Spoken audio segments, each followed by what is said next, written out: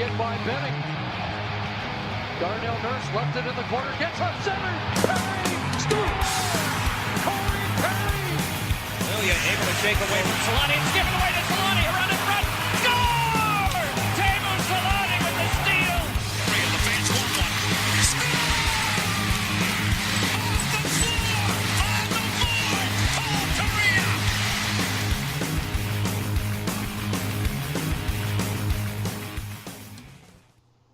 Ryan KESLER scores? That's what we're going to talk about tonight? Yeah, like we were just talking about. When's the last time Ducks fans got to hear, oh yeah, Corey Perry and Ryan KESLER scored third period goals for the win? Unbelievable. The Ducks take care of the Minnesota Wild in Minnesota with a shutout, 4-0. Ryan Miller getting another win and another shutout to his resume there. I think it was his 44th career shutout. Just fantastic play by him. Again, proving to be probably one of the most valuable backups in the NHL. Yeah, in my opinion, he could probably be a starter in another team somewhere if he chose to do it that way. But they were saying that he wants to play more, and he wants to show that even though he is 2 months off, he's still capable of playing and still wants to play. So he's making a great case right now. So we've got a bit of a problem before we get into this game, Jason, because the Ducks are winning. And I don't know how I feel about that. This is a problem for you. I'm not as upset as you are, but continue. No, we could break into that a little more at the end because I know we got questions coming in, but I wanted just to get that in your mind. Like, we're winning, so we were all prepared not to, and yet here we are. Granted, it's not against the upper echelon of the league, and we have many ways to go before we start talking about any sort of turnaround that we could be experiencing with Anaheim. But it's as much as I love the tank, it's always fun to watch my team win. It was enjoyable to watch this game again tonight. So kudos to the boys for making me happy. Yeah, for me, I'm sorry. As much as it'd be great to get a nice draft pick, it's also nice to sit at home and watch the Ducks actually play well and beat teams and beat them fairly soundly and playing as well as they are.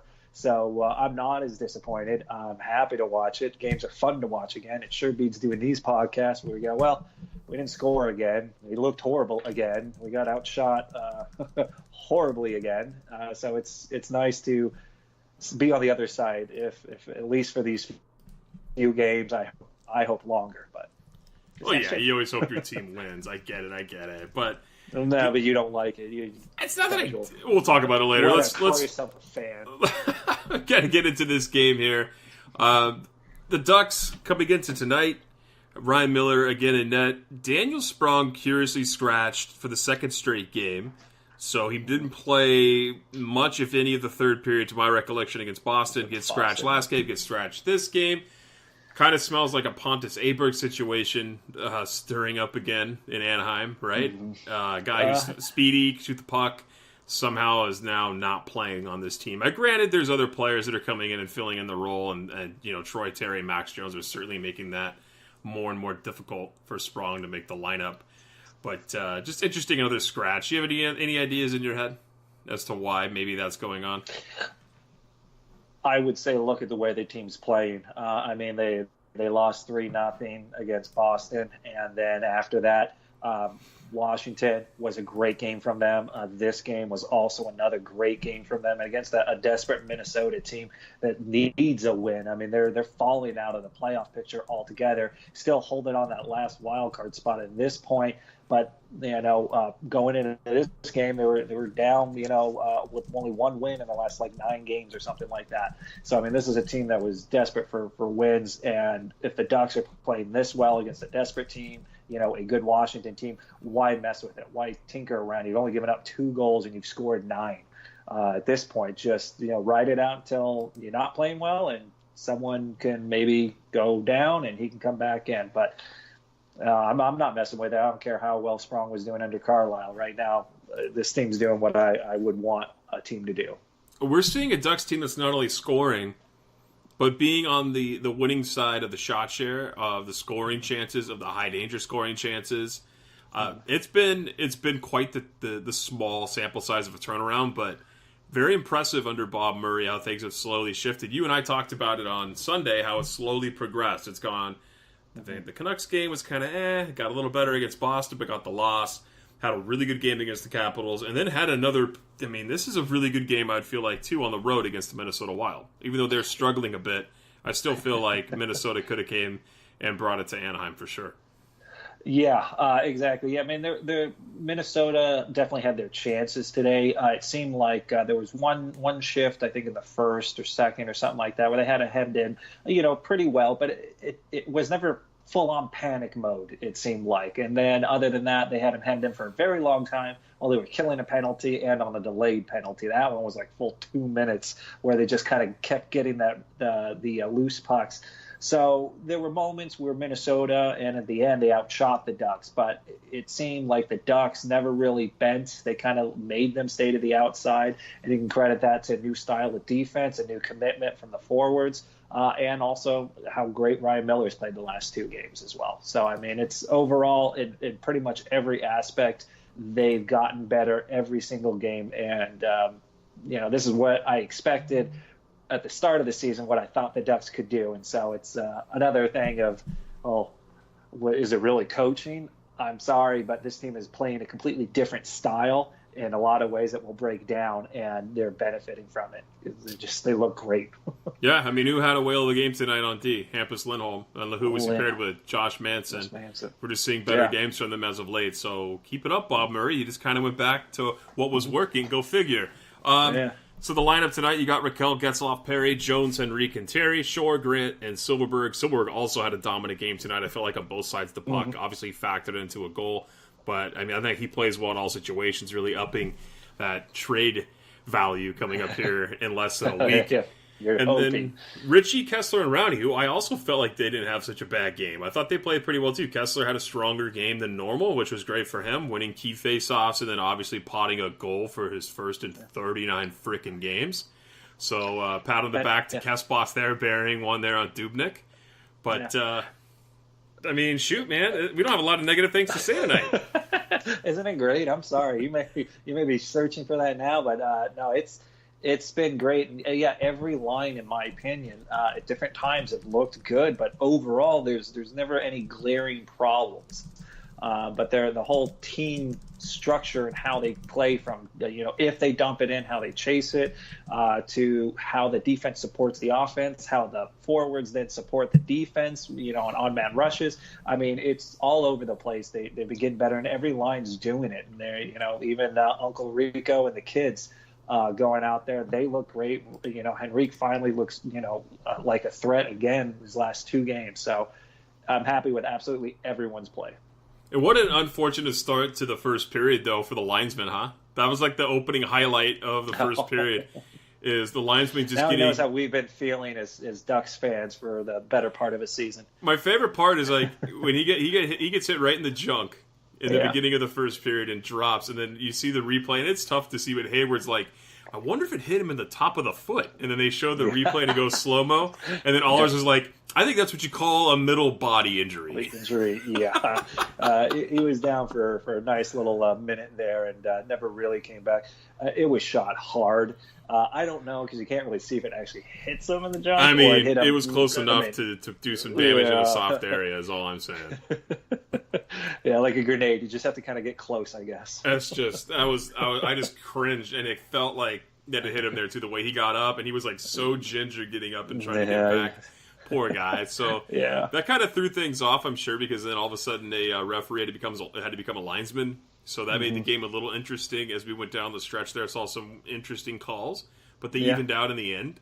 But it's what is this part of what you wanted to say about Bob Murray's implementation of a new style? The broadcast keeps talking about it, and they did in the first period, and they did in the second period, and they did it in the third period.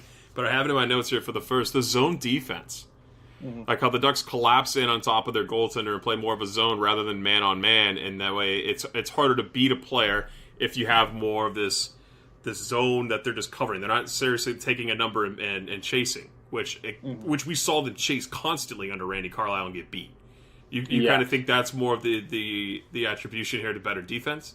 Yeah, there's two things I've noticed. Yeah, the zone I think works better for what they're doing. Keep those shots to the outside. You have good goalies in Gibson and Miller. What those good goalies can't do is they can't stop guys who are wide open right in the middle.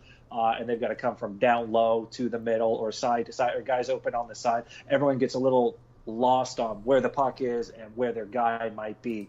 So you end up maybe losing some of those people, and that's really kind of come back to haunt them. So this now, everyone's kind of in a zone area, and it's, that means the other team can switch guys in and out, and no one's going, oh, should I stop following him now, or should I keep following him? And then everything is lost. Everyone knows where they should be. Second thing they do, they lead with their sticks all over the place. They are getting their sticks on so many more cross passes, passes that are going to backdoor players. Before that, it was always two hands on the stick. I just never saw them leading, trying to get those sticks in there. So they've changed up how they defend within them, actually changing from kind of a staggered man-to-man to a full zone type of defense, and it's paid dividends. I mean, they're getting in the way more, so we'll let that happen. Yeah, I noticed that too. A lot of them are moving in stick first and able to to intercept passes and block those chances that were honestly just available prior. So and it rushes the puck carrier too. They now have to make a quicker decision. If you're slowly approaching the guy because you kind of want to try and block him or you want to angle him to a side, you're still giving them time to make those passes, and that's why 2-on-1s they were getting beat on. Their sticks just really weren't active, and so it wasn't something I noticed through most of the season until I started seeing how they're playing defense now. And now it's a lot more noticeable. A guy's on the boards, but if you're going to him, why not have that stick? That you just close the gap by 4 more feet if you can do that. That guy now has to try and figure out what he's going to do with it. If he's going to try and make a pass, who he might pass to, if he's going to try and hold on to it. They just have to think about what they're doing with the puck. So it's been a nice change and a good change that should have happened a long time ago. Yeah, I mean, you'd think that would have happened at some point during the 50-game mess that Randy Carlyle was implemented onto the team. But I mean, that was the majority of the first period was just a little back and forth, not much in the way of dangerous chances. There was a moment there where Miller went swimming though, thinking he had the puck between his pads and was kind of looking around, like scrambling, looking around. I didn't know if he was hurt at first because the way he was laying almost on his back on the ice, and then he gets up and then Zucker hits the outside of the post. But that was probably the biggest quality chance from Minnesota there. Yeah, Minnesota. I mean, and Zucker could have shot that a little bit earlier. I mean, that was bouncing around. It took Miller a lot longer than it should have for him to get back up and get in a position. So he was down and out for what should have been an eternity for a goal scorer. And I saw Zucker get him. Dude, when Zucker actually got it, Miller still hadn't really regained his stance or gotten all the way back into position, and Zucker had an empty net to shoot at, but he held on to it just a little bit longer, and that caused enough people to kind of get in the way. He ends up not getting a clean look at it and ends up shooting it wide or gets blocked or something like that. But it was something that should have probably been a goal, but this is a team that, like I said, is struggling, A, to score goals, and B, to just get wins. And so, you grip, cliche, you grip that stick a little tighter, you try and aim it a little bit better, and ultimately you end up passing up on the really good opportunities you just shot. But Miller force field up. Yeah, thank God too, right? I mean, he's had that about him here his past couple of games for sure. The only real chance the Ducks got was Del Zotto creating that in front of the net, and then Terry, I guess, just barely missing on the rebound chance. Jones and Terry, again, noticeable. I mean, we've said it every night they've played. Very noticeable again tonight. Yeah, and it's one of those things where they provide so much more of that speed. The team speed is gotten better because I think everyone is bought into what Terry and Jones were doing when they came over, but no one else seemed to be doing. And that was if you have to get it in deep, you go back and you get that puck, or you at least put pressure on there. Now the team's starting to do that. The whole team looks quicker, but Troy and Terry just still look even faster than that. And they had another good game where they finally are, they're in there. They don't look out of place. They look like a cohesive line. Like, what do you mean? You put pressure on the puck carrier and you create turnovers? Oh my God! What? Yeah, all of a sudden, a puck retrieval system. Never that. What are you talking about? The Ducks would like. I don't know if it was just the mantra that this is what you had to do. I mean, Carlisle's a hard-nosed guy. If you don't play his way, you're going to see your minutes reduced, and you're going to hear from it. It's not a fun experience. But it seems like now, when they dump it in, it's no longer dump it in and then everyone go get a change. Even if you're dog tired, and I saw this with Terry, he ended up dumping it in. He'd been out there. The rest of his line mates were changing. He dumped it in, took a breath, and then chased it down, almost beat the guy to the puck, and he was at the end of his shift. But he did that, and that gave the rest of the new line to come out and actually keep the puck and the pressure on. He was able to change behind the play and then bring out the next guy. So it's little changes that have been happening, but Terry and Jones seem to have been playing that in San Diego, and they've always done it since Terry's been recalled back up. And the whole team seems to be doing it now. It's fantastic to watch. It's pressure. It's causing turnovers. Go figure. I mean, you're right. You're totally right. It's such a simple hockey tactic. You chase after the puck. If you're going to dump the puck, you need to retrieve it. That's just the name of the game. If you dump it in and you don't get it, it's an automatic turnover. So how many turnovers do you want to have tonight? And it just makes all the sense of the world. Yeah, and that makes them, look faster. I mean, the team didn't all of a sudden become faster skaters. They may care a little bit more than maybe trying, but I think now that they've been given the green light is, hey, no matter what time of the game, we are going to have 3-4 checkers. I don't care if they're waiting behind the net and they're looking for their breakout. You guys need to have 3 forwards in there. If the puck is whipped out, I want a defenseman trying to pinch in and a forward coming back to support. Just keep the puck in as long as you can. And hound it, chase it down. That's all I ask. It seems like that's all they're asking for, and they seem quicker. They're on pucks. They're causing turnovers in the offensive zone, and now they're getting multiple chances. They stick around for rebounds. I mean, none of this stuff was happening before, so it's been very, very nice to see. So the Ducks get outshot in the first period, 8-6, but it's a 0-0 game. Yeah. Well, I mean, after I'm saying all of that. No, I'm just saying, what I was going to get to on that is it wasn't really much of a dangerous period, but it was the only period they would actually be on the bad side of scoring chances, or on the bad side of the shots. I just feel like, or the bad side of the scoring chances. I don't really care about shots at this point, just because when you're looking at the volume, it's great. But we said this about the Ducks: you can have all the volume in the world, but if they're all perimeter chances, who cares if you have 42 shots on net? So the Ducks, that would be the only time that they just would be on the wrong side of the chances, and that was great. And the second period is one of the best periods for Anaheim analytically, and that's where they get the goal. I mean, that so which is weird insane. to say? It's insane to me. I was looking at the chances here; they carried the share of chances, both in high danger chances and in just regular scoring chances. It's just another fact of Anaheim is putting all the pressure on the other team, and it starts off that way too. Rowney and Ritchie create a deflection play in front, hits the post on Dubnyk at the beginning of the second period.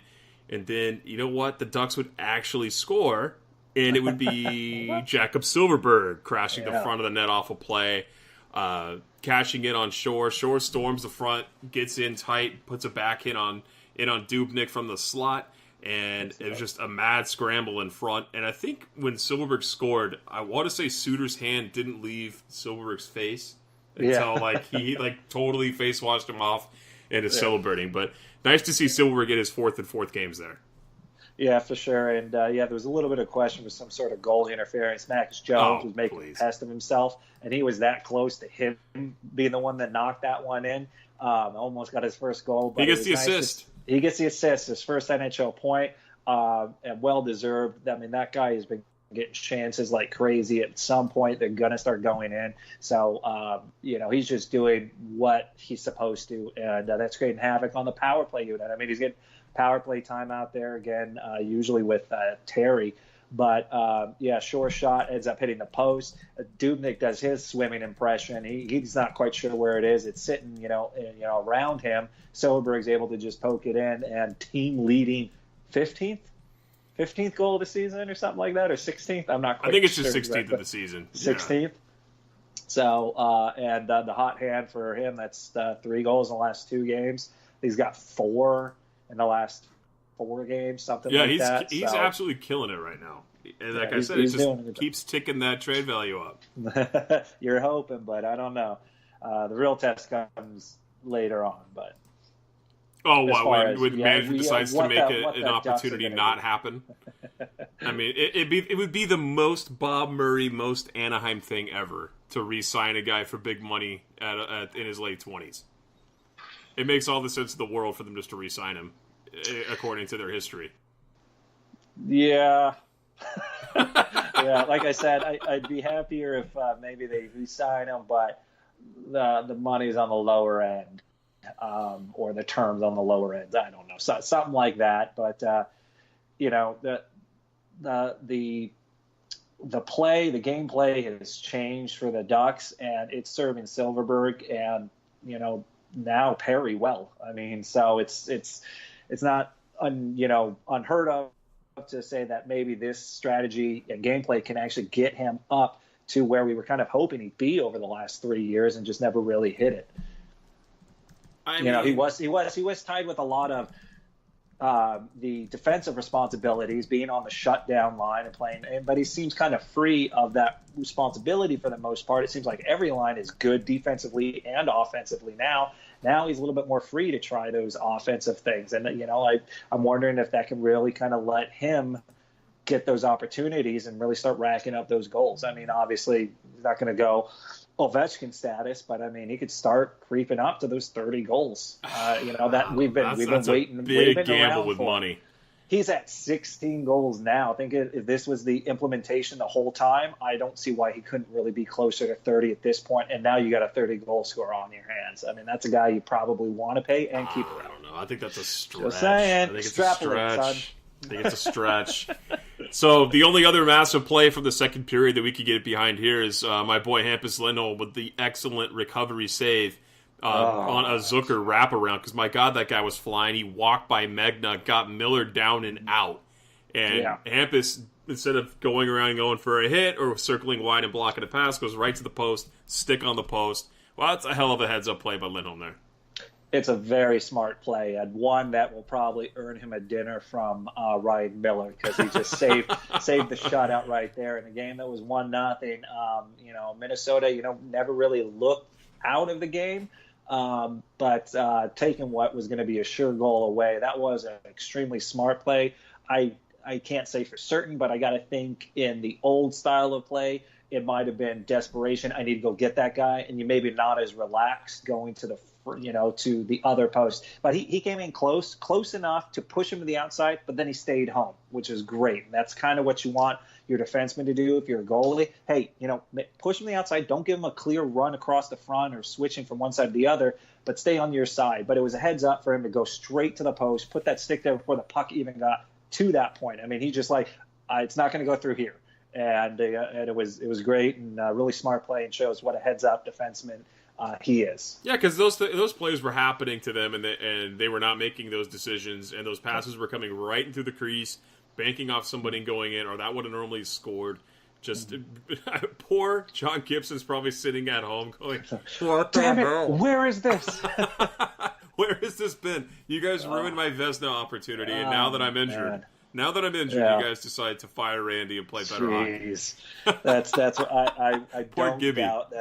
I mean, I'm sure he's going to say, "Yay, we're playing well. That's all I really care about." But oh man, I'd be a little more than pissed off at that point. And that was what I was doing for the team, and now they're just playing out of their mind. But well, like I said, we'll see how it kind of goes moving forward against different teams. Yeah, so we get to the third period here. We can kind of get through the rest of this pretty quickly, but we have some old-timers putting up some goals here today. So we got to talk about these guys. Corey Perry gets his second goal in 2 games.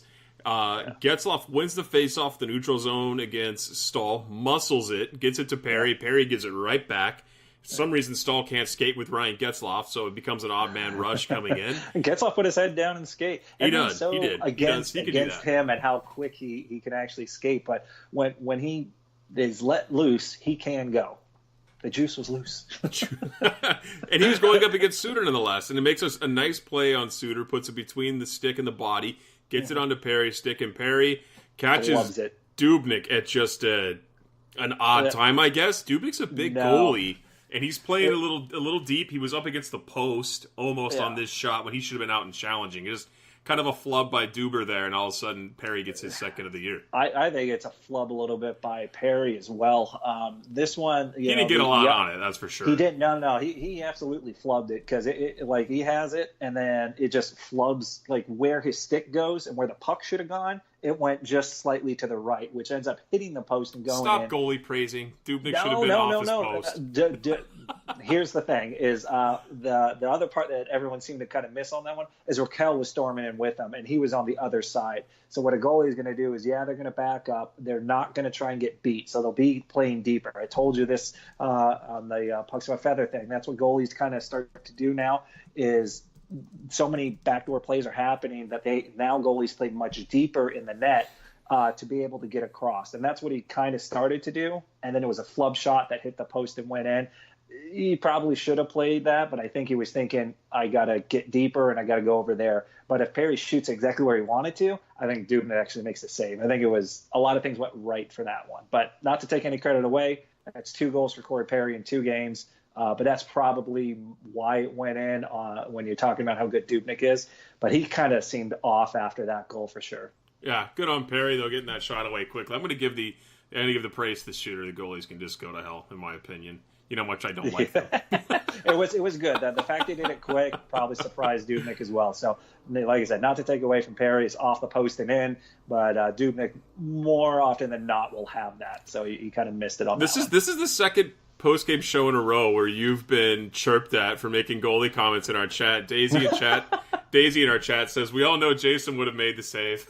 No, are you kidding me? I'm more aggressive. I would have been, in my beer league way out there, and anyone could have just passed it to somebody else, and I would have been way out of position. So I'm just trying to give you an idea. We go from one old guy to another. Ryan Me? effing KESLER gets a goal tonight was probably a really good play shot, right? I thought it was a decent shot coming in off the rush, a little 3-on-2 rush there, and on Dubnyk. Mm-hmm. Dubnyk even came out and challenged, and it was the old above the pad, below the glove, and far sided in. Just all of a sudden, KESLER gets on the score sheet. I mean, he looked shocked as hell that he scored. No, he looked relieved as hell too. He was like, "I did it! Yes, I did it! Yes, just shower me with praise." 39 games. Oh, that was so funny. And after he scores and everyone goes to huddle, it was funny. You could see Montour just like chirping, like, you scored? When was the last time you scored? Do you remember when you scored? I was trying to remember how old I was when you scored. I don't know. It was really funny. A good moment. And once that third one went in, dagger. And Dubnyk, hopefully should have had that one, but that was a good shot, a good play by the Ducks. And, he put his head down and fired it in on him. So it was a good shot. I agree, man. The Ducks with 2 goals on 6 shots in that third period at that point. Talk about making do with the chances you're given. And prime opportunities. So when they were getting in on Dubnyk, those are good shots. And it's nice to see those guys get on the board for sure. I mean, as much as I've talked about Ryan KESLER probably not being able to skate with the Ducks anymore, I'm starting to think it was a Carlisle problem all along for the whole team. They wanted to get him fired. I think they were just kind of like, how long do we have to bury this guy to fire him, right? I mean, maybe not. Let's get to it in just a second. I just can't see players and competitors wanting to play bad just to get rid of the coach, because that doesn't help your stock. And who the hell's happy doing that? Even if it takes I know, and nobody would ever admit it, and no beat writer's ever going to ask it, which I don't blame them. I don't think a single person would ever try and do that as a player, as an athlete, a professional. You don't go to the rink to lose and lose that bad. Maybe. The Sabres did. I think they just followed the plan to a T. The Sabres is what I think. And the Ducks would wrap it up with my boy Lindy hitting the empty netter off a neutral zone faceoff. They gave him all day and made no attempt to block his shot. And he was able to sink that in from like 175 feet away. So that cleaned up the game 4-0. Yeah, the beauty of that one is that Minnesota, had pulled their goalie, the plays prior, and then called a timeout to dissect how they should win and what to do. They immediately lose the faceoff, don't do anything to pressure him, and he just shoots it all the way down and scores. Now, if I were goalie in the NHL, I would have never gone to the bench. I would have just played in the net, and I would have stopped it because I'm that good. I mean, easily. Yeah, I mean, obviously. I mean, you might have done what Fleury got in trouble for, putting a little snow mountain in front of the net before you go to the bench. I have done that before. Oh, I do that all the time. It's a little trick because most of the time they don't care in beer league, so I do that all the time. I do it when I'm still playing. I just line it up because it goes there, and I'm usually aggressive, so I just put it on the line. Who knows? That's one that just almost should go in. Oh, yeah, just put it right across the red line. So the Ducks clean up with their 4-0 win against the Minnesota Wild, giving the Minnesota their 5th straight loss. How does it feel to lose? There you go, boys. The Ducks have a winning streak. 2 games against the Ducks. So weird. 3-0 to 4-0. And the road team's the one that's winning these games, is what I heard on the broadcast. So, interesting note. Ryan Miller with his second straight win, as we said earlier, stopping 54 of 56 shots since coming back from injury. That's above a 96 save percentage. He's killing it right now. So let's hope that continues as long as Gibby is getting rested. That's all that matters at this point for the Ducks. But let's hop into our post game real quick. And we got an issue here that kind of slid under the radar today. Because he hasn't really been playing, and then he's also had a long-term conditioning stint with the Gulls. Yeah. And the trade deadline's coming up really quickly here, and all of a sudden Patrick Eaves gets put on waivers. Yeah. What's your initial thought when you saw that today? More than likely, he is done with the Ducks, I think, at this point. He played well, but then through, his multiple injuries, I think this is a move. This is my opinion. I don't have any insight on what exactly Bob Murray's thinking, but I think this is more of a, hey, at this point, I don't really think we're going to utilize you at this point, or we're going to just shelve you for the rest of the season. I'll put you through waivers, see if anyone's willing to bite and try and grab you. But that's a far-fetched idea that would work just because he's played so little over the last 2 seasons. Who's really going to try and take a chance that, A, he's healthy right now because he hasn't played in, however many weeks at this point. So it's either to send him down there for another kind of conditioning thing, and if someone grabs him, it kind of takes the salary off the Ducks' hands, so to speak. So it's, at this point, I feel he'd probably have to go down there just to kind of get reacclimated with playing and trying to jump back up. So, the poor guy's had such a rough go. I know. It's been one thing after another with him. It's not like with Ryan KESLER, where KESLER was having such a bad, issue with his hip that he had to take almost a whole season off and come back and then fight through it and keep coming back. Like, Eaves recovers from this strange illness that they don't even know what the hell it is.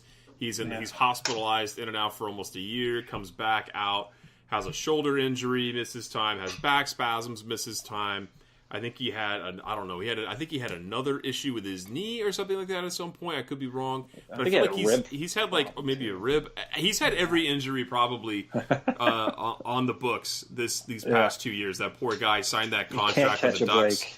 We were all excited because there was some chemistry between he and Getzlaf, and it just just hasn't worked out for him. So the options here, the trade deadline looming, I don't think he's getting traded. I don't think he's going to get bought out. I think he's just going to get buried in the minors and maybe get the opportunity to retire up here or do long-term injury reserve and kind of this stuff that salary off the books, but keep paying him because that's tough. He's got to get healthy for his family. The guy's got young kids, and you can't be coming back into the league and getting hurt again and maybe something, you just want something bad to happen to the guy because he's such a great guy, and it's just unfortunate as to what's going on with his health. Yeah, exactly. You'd hope he could, get healthy and stay healthy and, try and see. But, with Perry coming back and Getzlaf and Raquel still playing really well, it's, who you can kind of push out, especially if you are trying to get younger and faster. He doesn't really work into those plans very much anymore. So it might be someone that's, let him play the rest of the season in minors, be a veteran voice on a team that's probably really, really young on the goals. So, there's it's tough. It depends the conversation Bob Murray and Eaves has had on what he hopes his direction for the rest of his career, if it's to end after this, retire after this season or not. It's kind of is what it is. So it's unfortunate though, for sure. Yeah, it's kind of where it's got to go though right now for him. He's got to go down somewhere and play if he's healthy. You don't want to keep scratching the guy. Give him some time to go down and maybe instill something on the kids down there, right? Be the veteran guy back down with the goals. I'm sure it's not where he wants to be. In fact, I can almost say 100%. I'm sure it's not where he wants to be. But the Ducks are having that injection of youth, and it's brought some fun back to this team. And it's kind of hard to scratch those guys and send them back down to the goals just yet. I still think they'll go when it's time for playoffs because the goals will have a chance. But it's just a bummer for Eaves there. We got to talk about Corey Perry, man. We got to talk about Corey Perry. Love to. Usually that's a bad thing. But... yeah, I know, right? So how have you felt about his game now? It's been 9 games. I still feel like I need to wait a couple of weeks before I get my overall assessment of his play. But I mean, do you feel like he's coming back around here? I mean, it takes some time to come back from that sort of surgery and all. But how do you feel about Corey Perry? Well, early on, he was kind of, feeling it out, kind of, getting acclimated to a knee that doesn't constantly hurt him. So you could see a little bit of timidness, but that kind of went away pretty quickly. And in my opinion, my hope was that he didn't come in and he wasn't going to be a detriment or something that was holding a line back or holding the team back in some capacity. I just wanted him to be able to be in there, be able to contribute where he can, pot a goal here and there if he can. But he's kind of exceeded my expectations a little bit. He's not through the charts. He's not, getting hat tricks and pulling Joe Thornton's, which he got a hat trick yesterday. But I mean, he's come back and he looks better than when he left. He's able to get in front of the net. He's still feisty. He's willing to mix it up a little bit more. The biggest problem I always had with him is that he stopped doing that and he started being more perimeter. He would shoot from the side. He would try and beat guys one-on-one. He's never had amazing one-on-one skill. His handiness comes around the net and causing chaos a little bit. Winning puck battles along the wall, too, yeah, for sure. And he's got deft hands in tight, but like a one-on-one, I'm going to deke this player. He's never really had that. It's never been in his repertoire. So it's been nice to see him get back to what was making him successful. It's taken him a while for those goals to get there, but the chances have been there. And I'm more of the mindset that if he's getting the chances, they should start going in. And is he playing the way that he needs to play? And he is. And so, I give him a solid B at this point, especially over the last 2 games, getting 3 points, 2 goals. I mean, it's definitely helping. But his play has been better than I would have expected him coming and missing as much time as he did.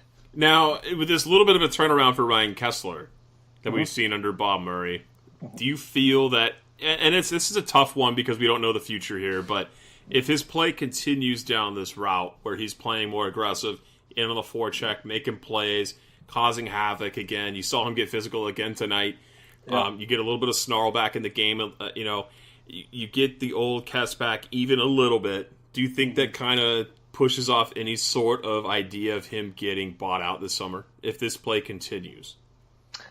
Or do you still feel like that's the money move to do it? I would think it does. Bob Murray's getting a good look up close and personal of what's going on. Him having a little bit of snarl is good because we don't have a lot of that. I mean, Megna's a big boy. He kind of mixes it up. Richie's there as well. Manson a little bit. So, I mean, you got 2 defensemen and really 1 forward besides maybe Getzlaf. But, I mean, you don't want him necessarily getting in there. So having KESLER in there is, something that at least gives you a little bit of that attitude and that size. It's nice to see him have a little bit of that back.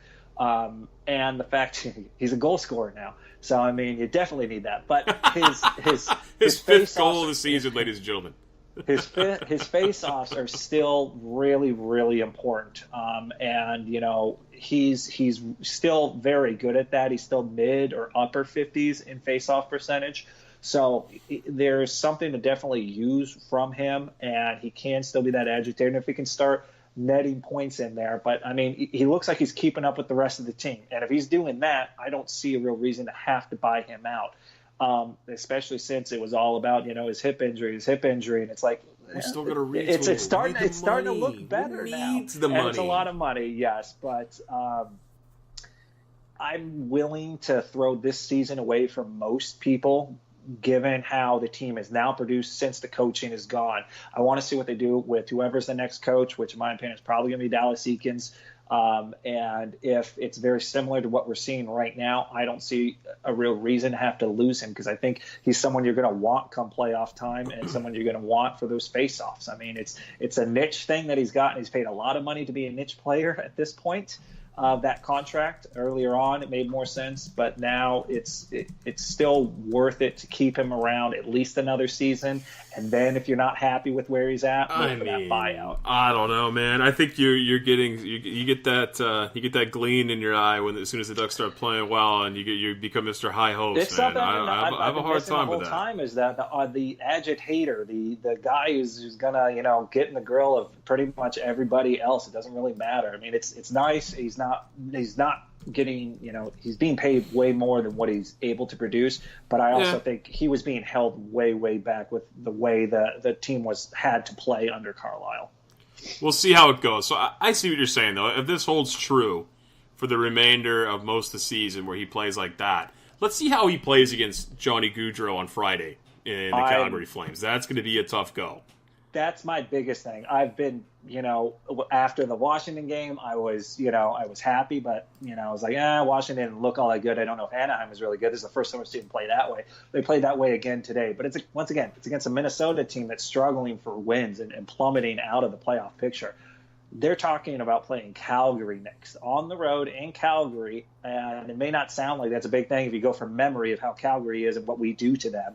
But this is the team that is top in the Western Conference. They're ahead of everybody else out there. San Jose is behind them by 1 point, but even Calgary has a game in hand on them. So, this is the top team in the West. And if you're going to go on the road, you show me how you can play against this faster team, this team that's got a good young goalie, and even Mike Smith is putting up wins.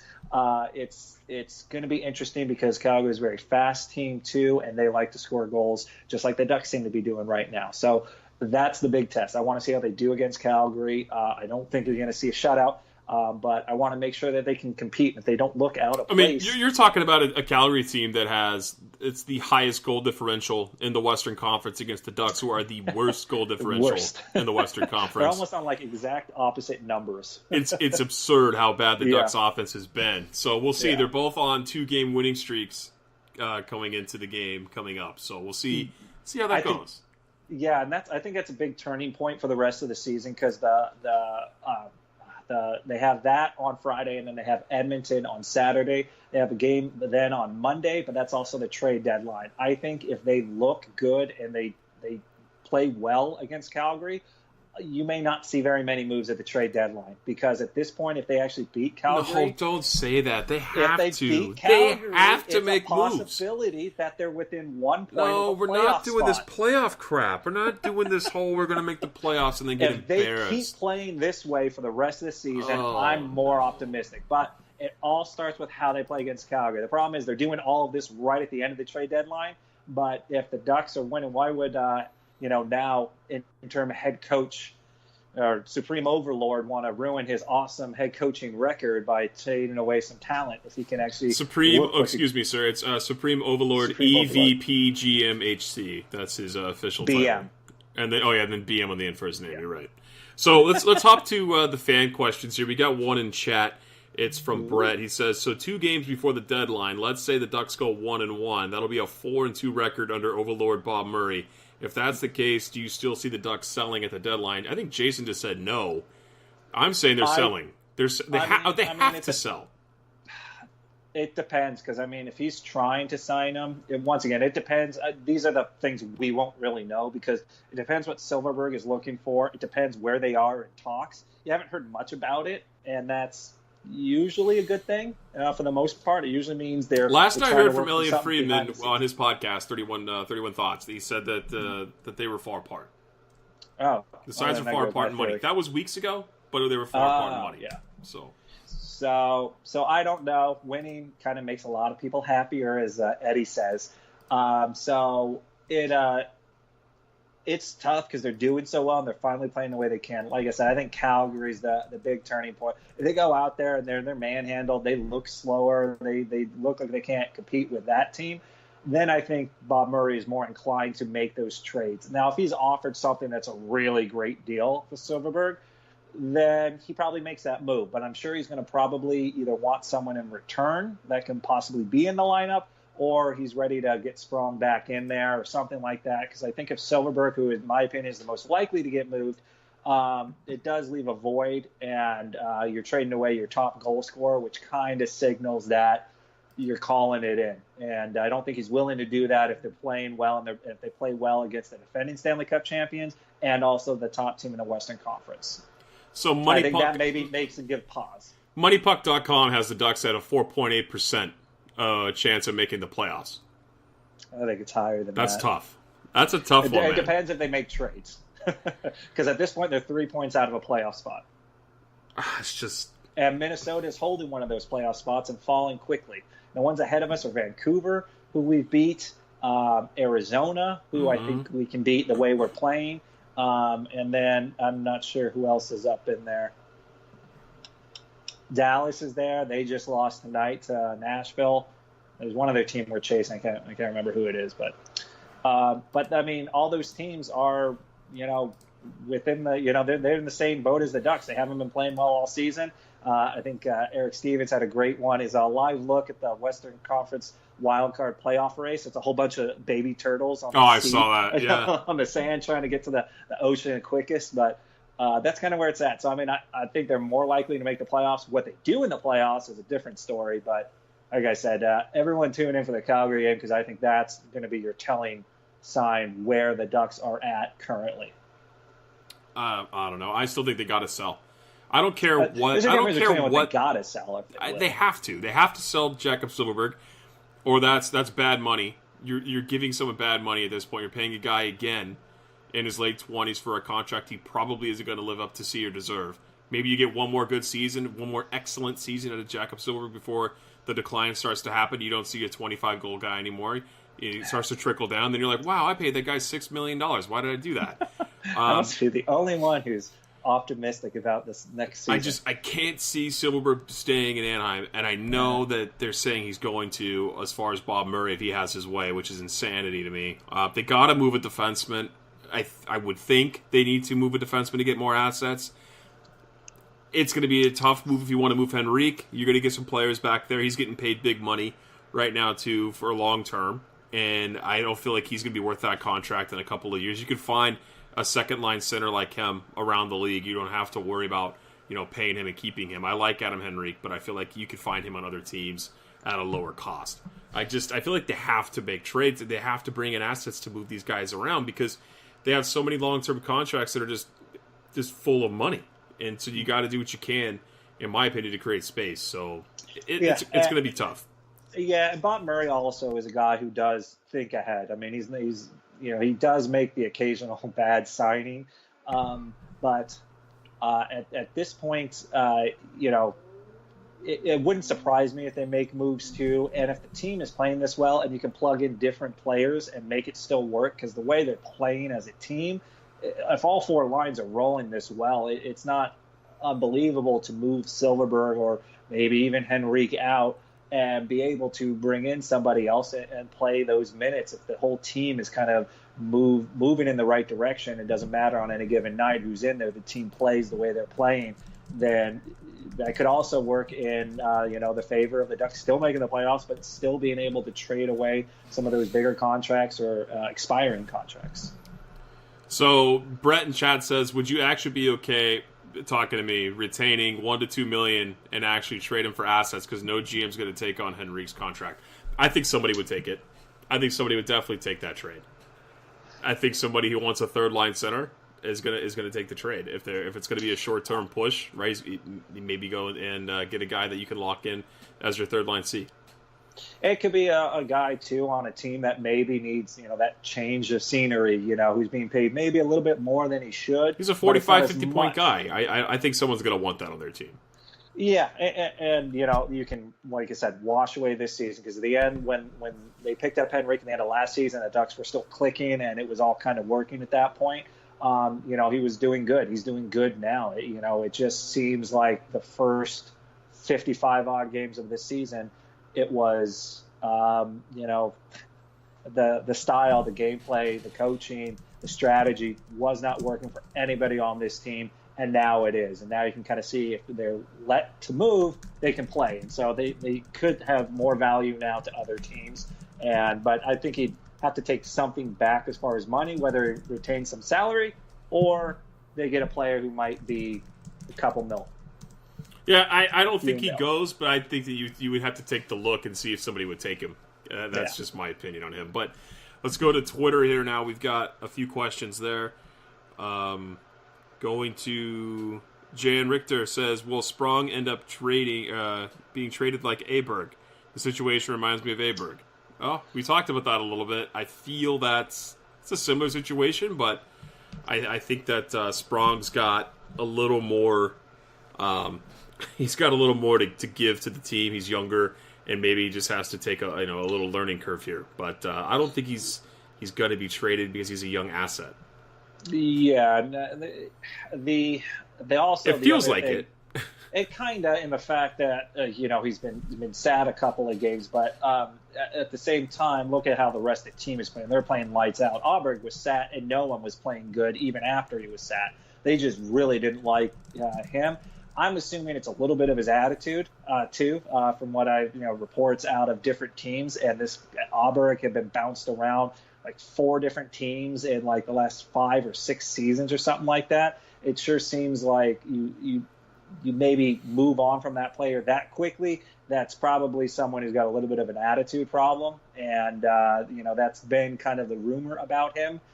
So I think it's probably a little bit different because Sprong always looks like he's trying. I just don't know if they're unhappy with how he was playing, but I don't really feel that he's going to be moved unless the offer's right. I think he came in, he did well enough, and I think they're expecting a little bit more out of him. I don't know the exact thing, but I feel they're 2 different things. I think Auburn was more of a off the ice clash, and Sprong is maybe more a little bit of what he's been doing on the ice that's holding him back. So we have another question from Skid McMark.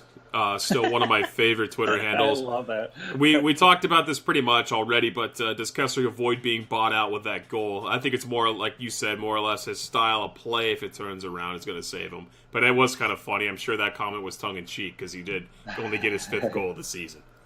Yeah, exactly. So, we alluded to this. I think he's at least bought himself another season for a look.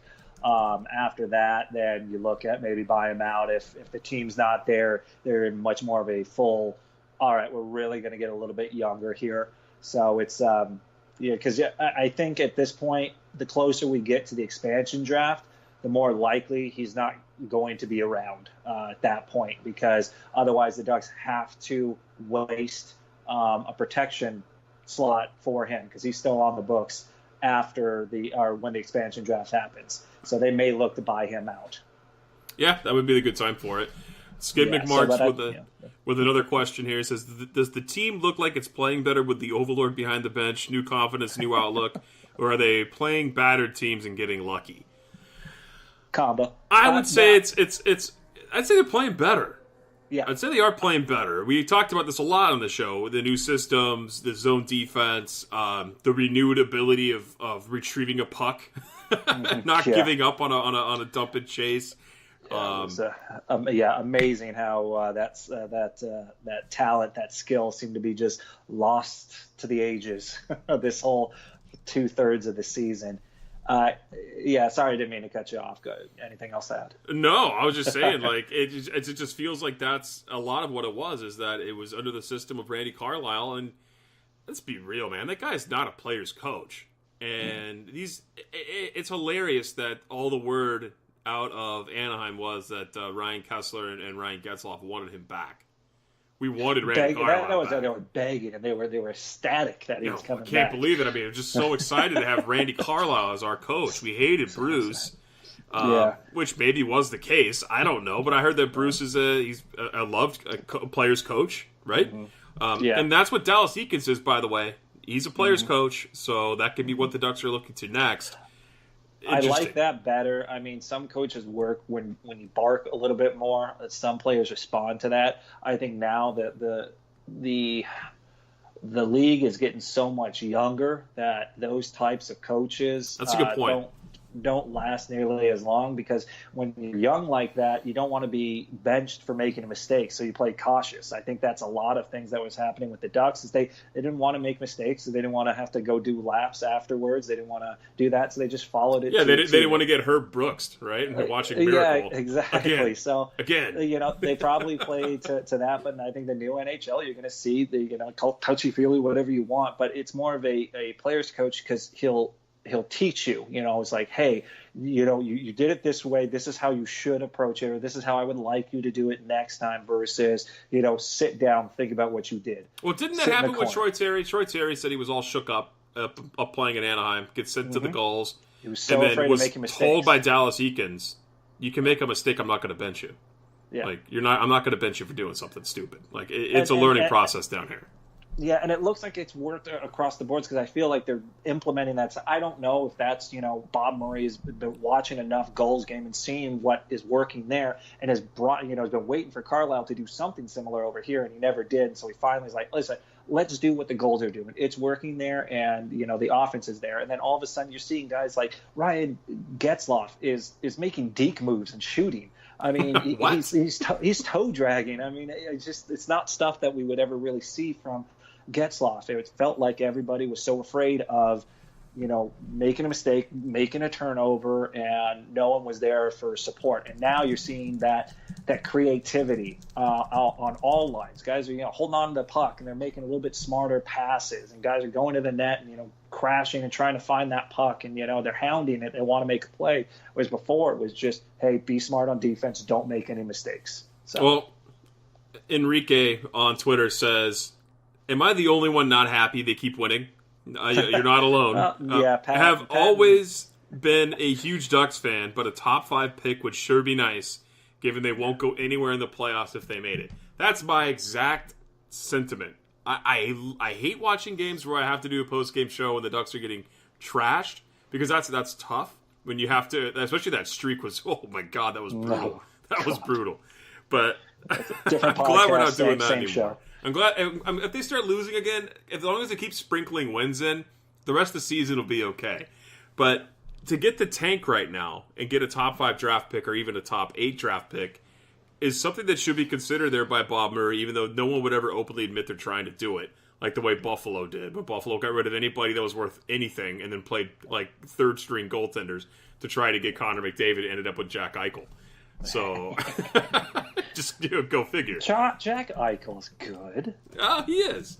He is. But I don't really think anyone's McDavid. So, Yes. Like I said, you said it too. I still hold pat on the fact that if they tank and they get the pick, it's amazing. If they half-ass the tank and somehow fall into the playoffs and get blown out, I'm just going to be pissed. Because that's a waste. I'm just going to be mad for 4 straight games. Yeah, I don't know. I haven't seen the Ducks play this way in quite a few seasons. So, once again, small sample size, but they seem to be getting better and better. Like I said, I'm more apt to just wait and see what happens with Calgary, because I feel that's the test that kind of tells me if this team can at least compete in the new way, if they're pretty even with them. I mean, I want to see a good win. I don't want to see like, oh, we won it in a shootout and, for the most part, our goalie bailed us out again and everyone looked horrible. It's just the team's finally playing to their potential that I think was really lacking last playoff and for all of this season until Carlisle was gone, my opinion. So I will not be upset if they don't tank. They'll still have a first-round draft pick. I'm sure they'll make a trade or something to get another one. And who knows, they might have 2 first-round picks, which they could trade for a higher-up one. So they don't necessarily get lose out if they sneak into the playoffs. And they could probably surprise teams because everyone's been playing them and beating the crap out of them. And now it's, oh, my God, this is not the same Anaheim team we played. They might be able to surprise people. There's no surprise left in Anaheim. A lot of times the wild card teams tend to do a little bit better, but we'll see. All right, let's switch over to Instagram. You got a couple more here. Hammy Me comments to us. I have not been able to watch the games lately. What is going on with Nick Ritchie? Lowest ice time on the team. I kind of feel like he's just been bumped down a couple of lines for the kids. Yeah, pretty much. He's out there with Kessler still and Ronnie. Yeah, he was out there with Kessler and Carter Rowney. Yep. Yeah, so that's essentially the fourth line. It's still good. He's actually playing well. So I may be thinking less minutes, kind of like Corey Perry when he got his first goal. Maybe less minutes is a little bit better for him. He's got an edge to him. He's had some chances. They just haven't quite gone in. I think it was pretty close this game, and I know he had at least one chance last game that was pretty close. But he's a physical presence. He's going to get less time just because all the other lines, either the Uncle Rico and the kid line, or you have your top line, or you have, Silverberg's line out there with Grant as, your dominant center. But one thing Bob Murray said is he wants to roll 4 lines, but he's not going to shy away from making sure that the players that are doing well and feeling it get a little bit more time. So he is rewarding you if you're playing well and you look like you're having a good game. Richie's been fine.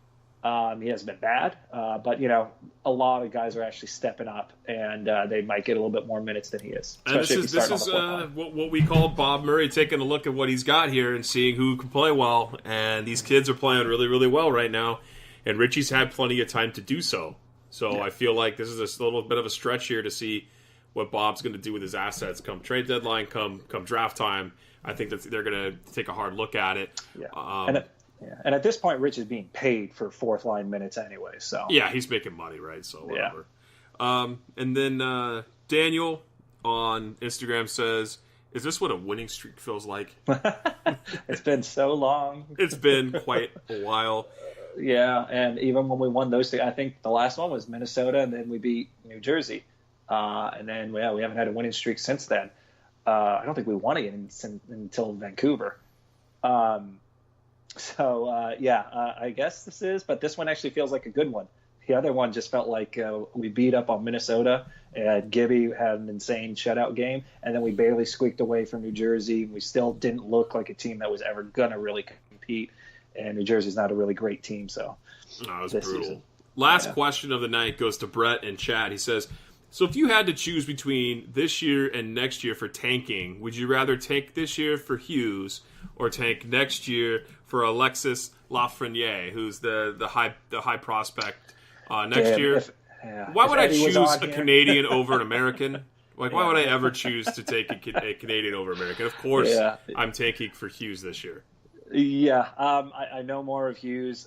Like you and me have talked about. We don't know too many prospects or guys entering the draft. That's really more of Eddie's thing because he's around that a lot more than we are. And we're just so much busier, and he's got nothing to do with no social life. So, I'd much rather take that American over whoever that other guy was because I have no idea who he is.